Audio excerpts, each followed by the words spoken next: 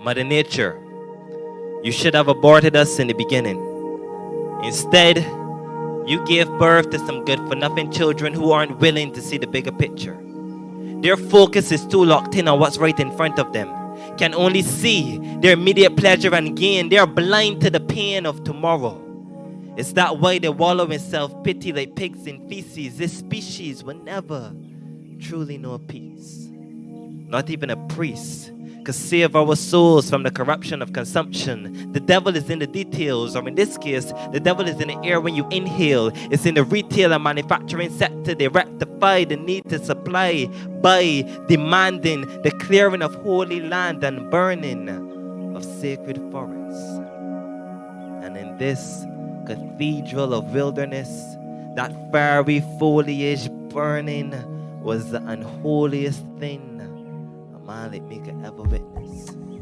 And I thought to myself, why would your son rip this page of history from the book of evolution and crumple entire species into extinction, then toss the paper in to the recycling bin? Soon, Google will be a museum of all the things we have defiled, a Smithsonian for nature, and we will browse through the aisles, marveling at the genocide on exhibition. For God's creatures, a bushfire is Armageddon, and there won't be no heaven for Bambi, my dear.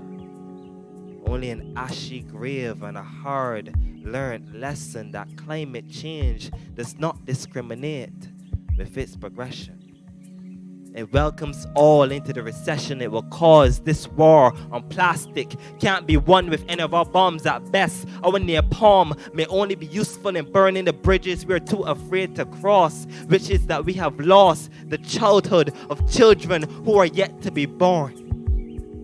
Mother Nature, I keep trying to warn you. Your son makes everything mirror him. Is that why the coral reefs are bleached out more than the Jamaican skin? Why Caribbean people seem obsessed with bleaching the wrong thing? Our beaches brown with seaweed, while we busy trying to look like a pretty browning. We still browsing history's pages, looking for the chapter where we fit in, but only finding stories of disaster. Mother Nature, what will you do after we are gone?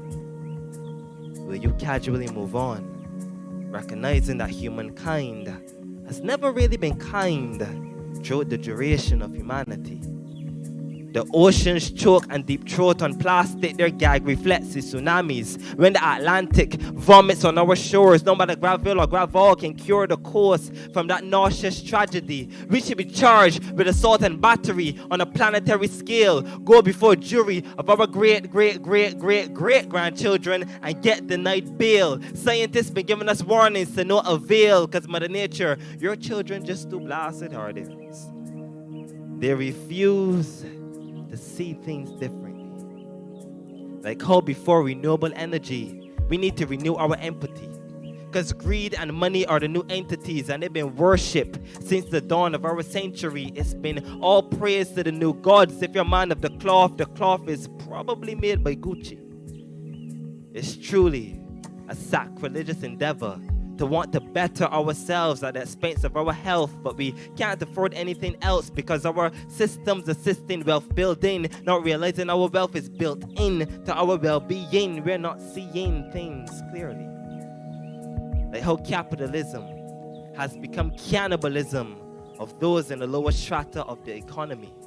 They gorge their stomachs off the performance of your employment. They wash it down with a tall glass of the working class's achievements. A slight tummy ache is equivalent to your workplace grievance. The air they pass is a greenhouse gas that we breathe in. It makes breathing a little bit harder. It makes me think that the ship of civilization won't be able to dock in the next harbor with the population it harbors without throwing some overboard into the cold, polluted waters. If this life-giving earth is our mother, then death would have to be our father, waiting for his wayward son to come home. Mother Nature, I beg you, please take care of your own children before they turn themselves into orphans. Thank you.